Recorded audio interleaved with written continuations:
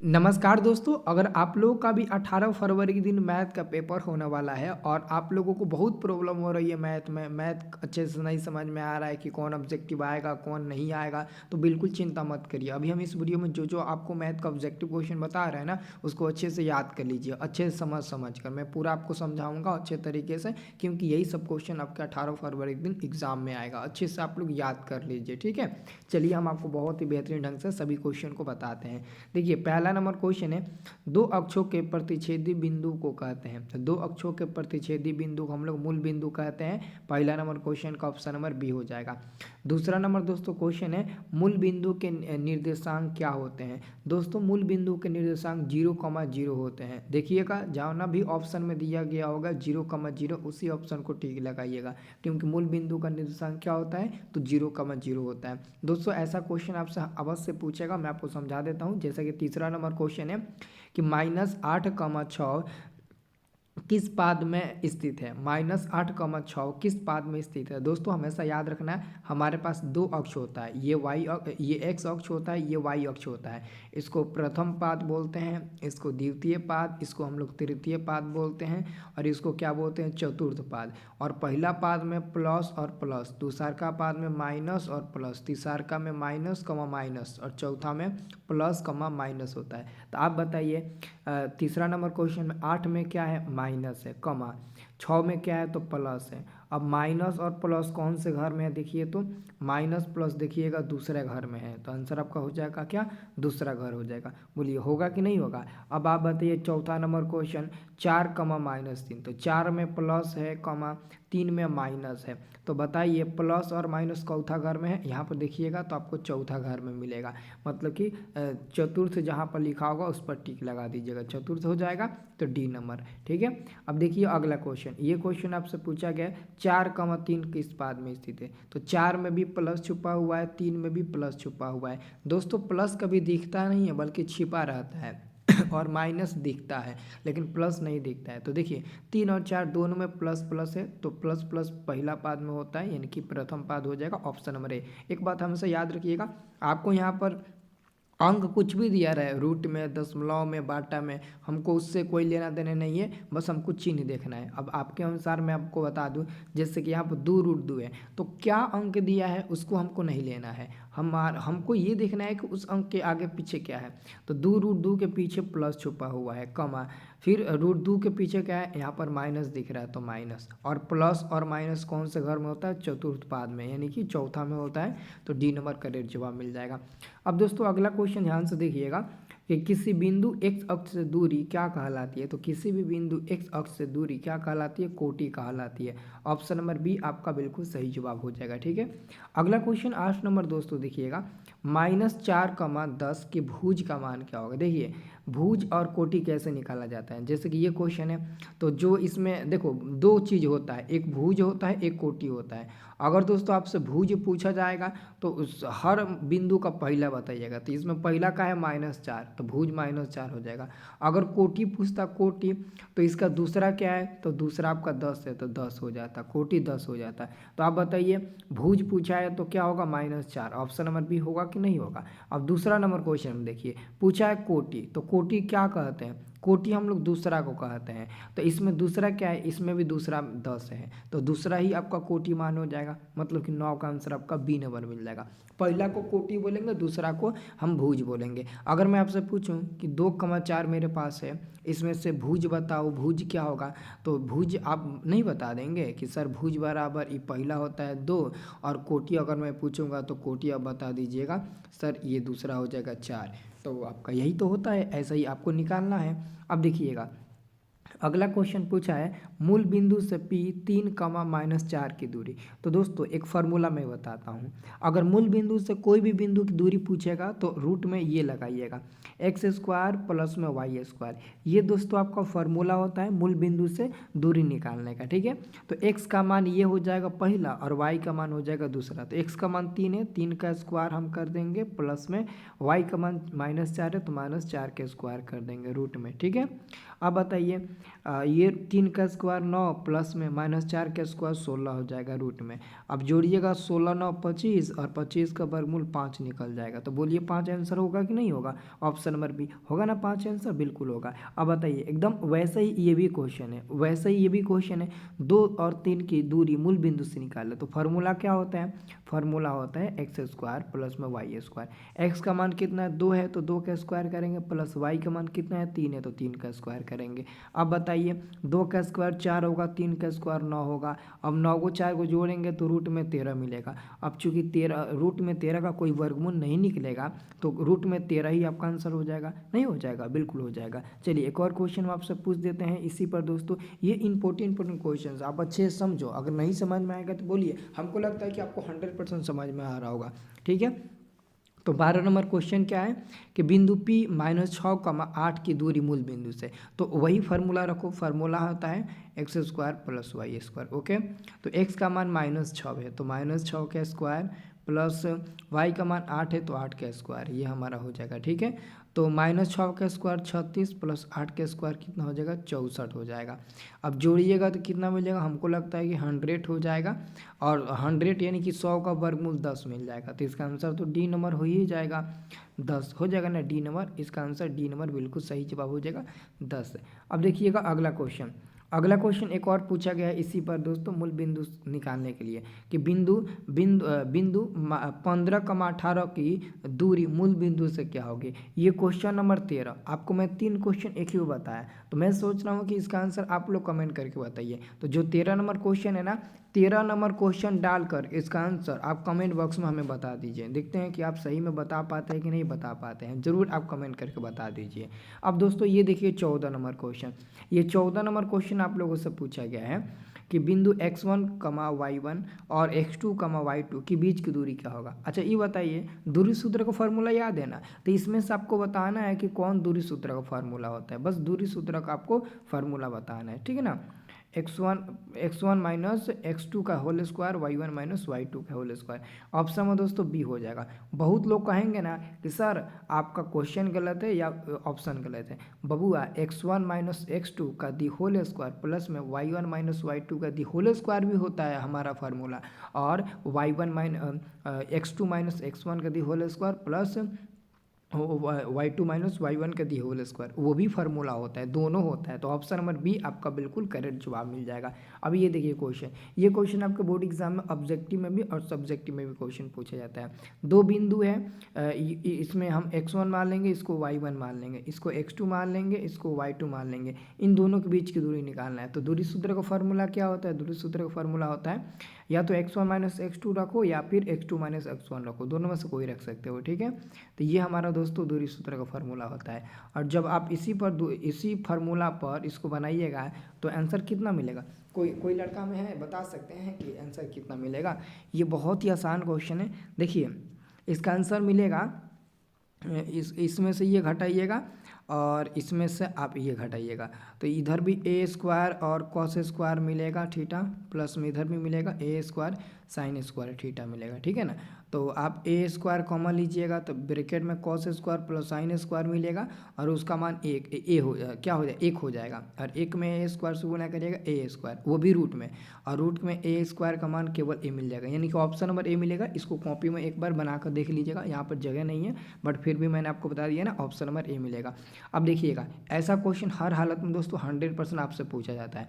मैं आपको सबसे एक आसान ट्रिक बता रहा हूँ, याद रखना, ठीक है ना। क्वेश्चन पूछा है कि सरल रेखाएं x बराबर -2 y बराबर 3 का कटान बिंदु क्या होगा। कटान बिंदु पता है क्या किसे कहते हैं?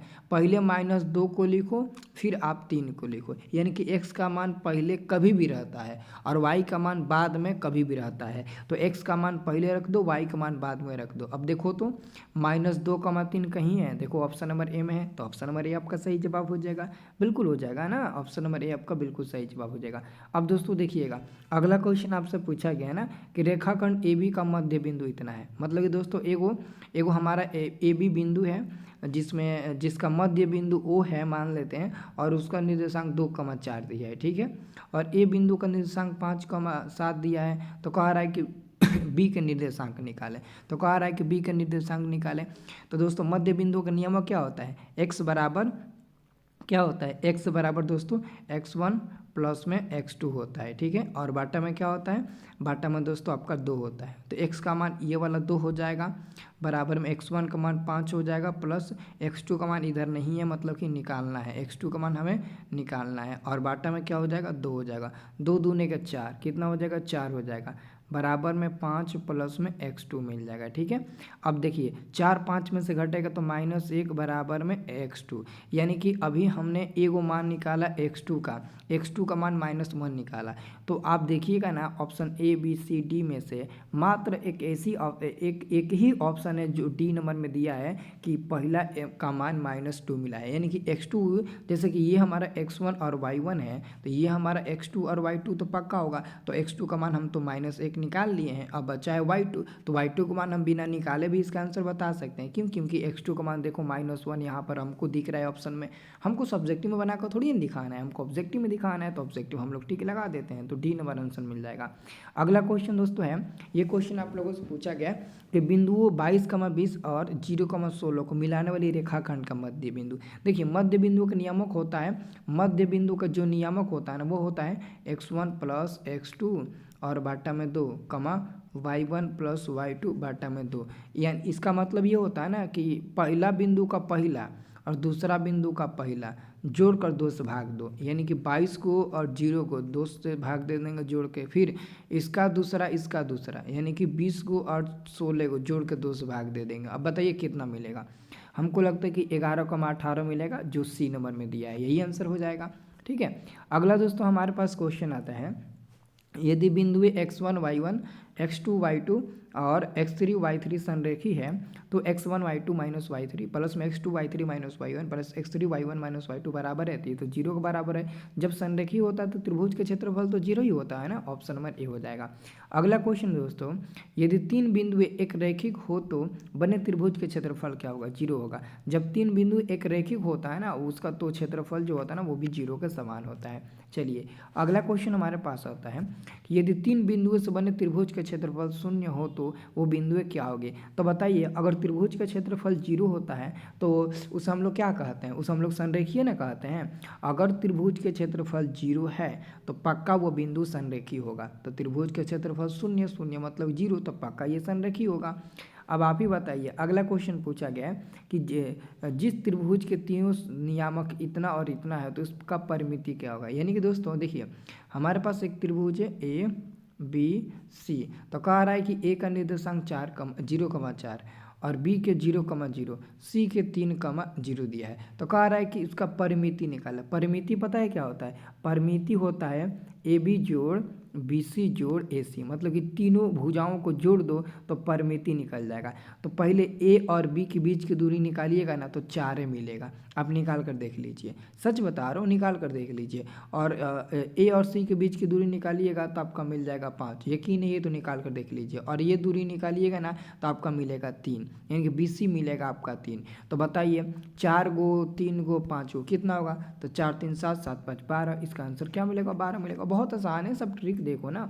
चलिए अगला क्वेश्चन हमारे पास दोस्तों है 23 नंबर। 23 नंबर आपसे क्वेश्चन पूछा गया है कि आप ही बताइए, 23 नंबर क्वेश्चन पूछा गया है, यदि किसी समांतर श्रेणी का nवां पद इतना है। nवां पद का मतलब होता है n बराबर आपके पास ना n प्लस में b है, तो कह रहा है उसका पदांतर। पदांतर का मतलब होता है d का मान निकालना है। पदांतर का मतलब होता है d का मान निकालना है। तो पहले यहाँ पर 1 रखिएगा, तो n के जगह पर 1 रखिएगा प्लस में b, तो क्या मिलेगा, a प्लस बी मिलेगा ना, क्या मिलेगा, a प्लस बी मिलेगा, ठीक है। अगर हम यहाँ पर 2 रखते हैं तो n के जगह पर 2 रखेंगे तो 2a प्लस बी मिल जाएगा। अगर a3 रखेंगे तो क्या मिल जाएगा, तो 3a प्लस में b मिल जाएगा। तो दोस्तों a plus B, 2a plus B, 3a plus B, ये सब AP का सीरीज मिल गया। यानी कि अगर हम कह सकते हैं ना, इसलिए AP जो होगा वो क्या होगा, AP जो हमारा होगा वो a प्लस बी होगा, कमा क्या होगा, तो कमा 2a प्लस बी होगा, कमा 3a प्लस बी होगा। तो डी का मान कैसे निकालते हैं, दूसरा में से पहला घटाते हैं। तो दूसरा हमारा क्या है, दूसरा हमारा 2a प्लस बी है और उसमें से हम पहला घटाएंगे a प्लस बी, तो a और ये भी माइनस हो जाएगा। तो माइनस बी से माइनस बी कट जाएगा, 2a में से ए घटेगा तो केवल ए बचेगा, यानी कि ऑप्शन में दोस्तों आपका सी नंबर मिल जाएगा, केवल ए बचेगा। ठीक है, अगला क्वेश्चन 24 नंबर दोस्तों, -3, -5 किस पाद में है? तो देखिए 3 में भी माइनस है, 5 में भी माइनस है, तो माइनस और माइनस हमारा तृतीय पाद में हो जाएगा, सी नंबर आंसर मिल जाएगा। अगला क्वेश्चन दोस्तों पूछा है कार्तीय तल में स्थित बिंदु 3, -4 में कोटि। तो दोस्तों कोटि का मान हम क्या किसे कहते हैं? कोटि। तो कोटि जो दूसरा होता है उसी को ना कहते हैं, तो -4 दूसरा हमारा हो जाएगा, दूसरा कोई तो हम लोग कोटि बोलते हैं। अब देखिए अगला क्वेश्चन है 26 नंबर, किसी बिंदु की y अक्ष से दूरी उस बिंदु का कहलाता है। तो y अक्ष से दूरी या तो भुज कहलाएगा या तो x निर्देशांक, क्योंकि भुज को हम लोग x निर्देशांक और x नियामक भी बोलते हैं। तो ऑप्शन नंबर आपका बी नंबर सही जवाब मिल जाएगा।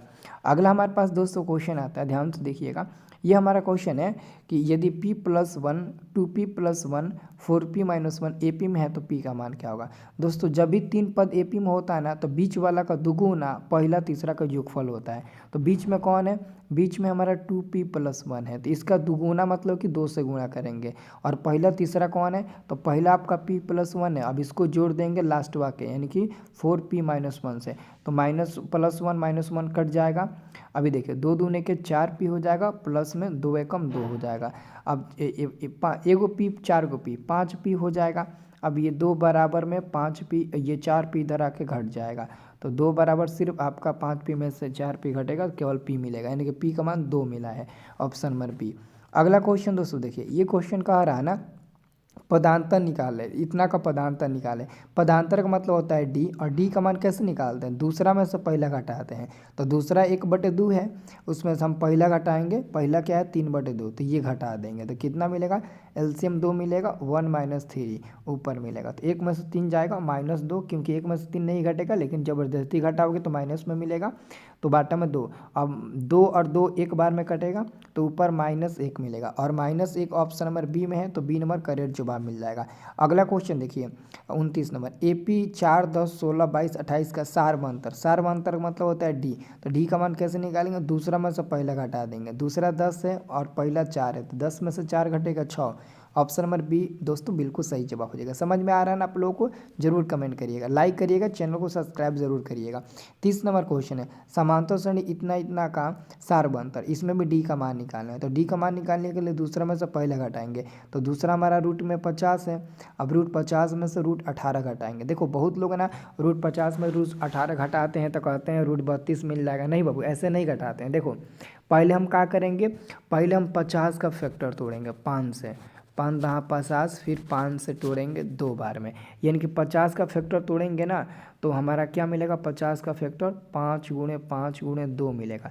वैसे ही दोस्तों अब हम 18 का भी फैक्टर तोड़ेंगे तो मिल जाएगा 3 × 3 × 2, यानी कि 3 3 9 और 9 दूने 18, तो 5 का जोड़ा निकलेगा तो 5√2 हो जाएगा, फिर -3 का जोड़ा निकलेगा तो 3√2 हो जाएगा। अब 5√2 में से 3√2 घटेगा तो 5 में से 3 गया 2 और 1 रूट बचेगा, तो रूट डाल दीजिए, यानी कि 2√2 ऑप्शन नंबर बी मिलेगा। ऐसे दोस्तों आंसर निकालते हैं। अब ये देखो यहाँ पर भी सार्वंतर पूछा है, सार्वंतर मतलब डी का मान पूछा है, तो दूसरा में से पहले घटा दो। दूसरा कौन है? दूसरा में से आप पहले घटा दीजिए, दूसरा में से पहले घटा दीजिए, तो दूसरा क्या है? दूसरा हमारा 3 + √2 है, और पहला क्या है? -3 है, तो 3 -3 + 3 कट जाएगा तो केवल √2 बचेगा। अब केवल √2 आपका डी नंबर वाला आंसर हो जाएगा ना। अब देखिए अगला क्वेश्चन आपका है 32 नंबर, यदि 2 चर में 2 रैखिक समीकरणों के हल अनंत हो तो उसके आलेख होंगे, तो संपाती होंगे। आलेख संपाती तब होता है जब ना उसका हल अनंत होता है, ठीक है। अब देखिएगा अगला क्वेश्चन हमारे पास 33 नंबर है, ऐसे 2 समीकरणों का निकाय जिसमें एक भी बिंदु उभयनिष्ठ नहीं है, एक भी बिंदु क्या है? उभयनिष्ठ नहीं है, को कैसा समीकरण निकाय कहेंगे? ये बहुत दोस्तों समांतर कहेंगे। क्या कहेंगे दोस्तों? समांतर, उसको हम लोग क्या कहेंगे? समांतर। लेकिन समांतर का क्या मतलब होता है? समांतर का मतलब होता है असंगत, यानी कि उसका कोई हल नहीं होगा। समांतर मतलब कोई हल नहीं होगा, यानी कि वो असंगत होगा, ठीक है। अब देखिए अगला क्वेश्चन दोस्तों, ये क्वेश्चन 100% बोर्ड एग्जाम में क्वेश्चन पूछेगा, समझ लीजिए। जब भी दोस्तों x बराबर और y बराबर दिया रहे, आंख मूंद कर एक दूसरे के लंबवत टिक लगाइएगा, चाहे x का मान कुछ भी हो और y का मान कुछ भी हो, चाहे प्लस में हो माइनस में कुछ भी हो, अगर x और y का मान दिया है तो एक दूसरे के लंबवत लंबवत होगा। जैसा कि 35 नंबर में भी क्वेश्चन देखिए, x बराबर -1 y बराबर +4 दिया है, तो आँख मूंद कर एक दूसरे के लंबवत पर टिक लगाइए। ये सबसे आसान क्वेश्चन होता है। जब भी x और y का मान कुछ भी दिया रहेगा तो वो आप लोग एक दूसरे के लंबवत टिक लगाइएगा, तो आपको 1 नंबर मिल जाएगा, कोई नहीं काटेगा, ठीक है ना। ऐसा दोस्तों आपको दूसरा नहीं बताएगा, मैं आपको बता रहा हूँ ना, अच्छे से याद कर लो। अब देखो अब देखो इतना बड़ा क्वेश्चन पढ़ने की जरूरत नहीं है, बस ये वाला देखो। अगर आप ये वाला फार्मूला देख रहे हो ना, तो a1/a2 बराबर में b1/b2 बराबर में c1/c2 नहीं होता है। तो ये फार्मूला पता है कब लागू होता है? जब कोई हल नहीं होता है समीकरण आलेख का, तब दोस्तों लागू होता है। मतलब कि इस फार्मूला का मतलब हुआ कि कोई हल नहीं हुआ। इस फार्मूला का मतलब होता है कि कोई हल नहीं हुआ, ठीक है। अगला हमारे पास क्वेश्चन है दोस्तों, ये देखिए हमारे पास संख्या है 23.43 के ऊपर वार है को p/q के रूप में लिखना है, यानी कि 23.43 है। तो दोस्तों ऐसे क्वेश्चन कैसे हैंडल करते हैं? पहले हम दोस्तों 23 और 4 3 लिख लेंगे, ठीक है। 23 4 3 लिख लेंगे, डन। ये पहले अब आप लोग अच्छे से समझिए, 23 हम लोग 4 3 लिख लेंगे, ठीक है। अब इसमें से हम पता है क्या घटाएंगे, दशमलव के बाद क्या है, दशमलव के इधर क्या है, तो 23 है, तो 23 घटाएंगे, ठीक है ना। और बाटा में क्या लिखेंगे, तो कितने अंक के ऊपर बार है, तो 4 और 3 2 अंक के ऊपर बार है, तो 2 नीचे 9 दे देंगे। यानी कि 23 43 में से 23 घटाएंगे तो हमको लगता है कि 23 20 मिलेगा और बाटे में आपका 99 हो जाएगा। तो ये दोस्तों ऑप्शन नंबर आपको ए नंबर में दिया गया, ए नंबर करेक्ट जवाब मिल जाएगा। अगला क्वेश्चन देखिएगा, यूक्लिड विभाजन एल्गोरिथम दो धनात्मक पूर्णांकों का क्या परिकलित करने का तकनीक है, मौसा। यानी कि दोस्तों यूक्लिड विभाजन एल्गोरिथम का प्रयोग करके हम लोग कभी भी मौसा ही ना निकालते हैं, लौसा थोड़ी ना निकालते हैं। चलिए अगला क्वेश्चन है कि x⁻n+1 का एक गुणक x+1 है, तो n निश्चित रूप से क्या होगा, एक विषम संख्या होगा। विषम संख्या होगा तभी ये गुणक होगा, नहीं तो नहीं होगा। ऑप्शन नंबर ए हो जाएगा। अगला क्वेश्चन दोस्तों आपका है, सबसे छोटी अभाज्य संख्या 2 और सबसे छोटी भाज्य संख्या 4, इन दोनों का गुणनफल मतलब गुणा, तो 2 में 4 में गुणा करिएगा 8 मिल जाएगा। यानी कि सबसे छोटी अभाज्य संख्या 2 और सबसे छोटी भाज्य संख्या 4 होती है, दोनों का गुणनफल आपका 8 मिल जाएगा। अगला क्वेश्चन दोस्तों 41 नंबर है, यदि n एक प्रकृत संख्या है तो रूट में n क्या होगा। यानी कि n प्रकृत संख्या है, n प्रकृत संख्या है मतलब कि n बराबर 1 2 3 4 मतलब कि अनंत तक जाएगा, ठीक है ना। 1 2 3 4 5 6 7 8 9 अनंत तक जाएगा। तो अगर हम रूट में 1 रखते हैं तो वो इसका वर्गमूल निकल जाएगा, लेकिन रूट में 2 लिखेंगे तो वर्गमूल नहीं निकलेगा। रूट में 3 भी रखेंगे तो नहीं निकलेगा, लेकिन रूट में 4 रखेंगे तो 2 निकल जाएगा। यानी कि देखिए कभी अपरिमेय संख्या मिल रहा है तो कभी प्रकृत संख्या मिल रहा है, तो ऑप्शन नंबर हमारा डी होगा, क्योंकि डी नंबर में दिया है कभी प्रकृत संख्या मिलेगा तो कभी अपरिमेय संख्या, जो कि बिल्कुल राइट है, ऑप्शन नंबर डी हो जाएगा। अगला क्वेश्चन है, निम्नलिखित में अपरिमेय संख्या नहीं है, तो ऑप्शन नंबर सी नहीं होगा, क्योंकि रूट 25 का वर्गमूल 5 होता है। अगला क्वेश्चन है, निम्नलिखित में कौन अपरिमेय संख्या नहीं है, तो ऑप्शन नंबर आपका डी हो जाएगा। क्यों?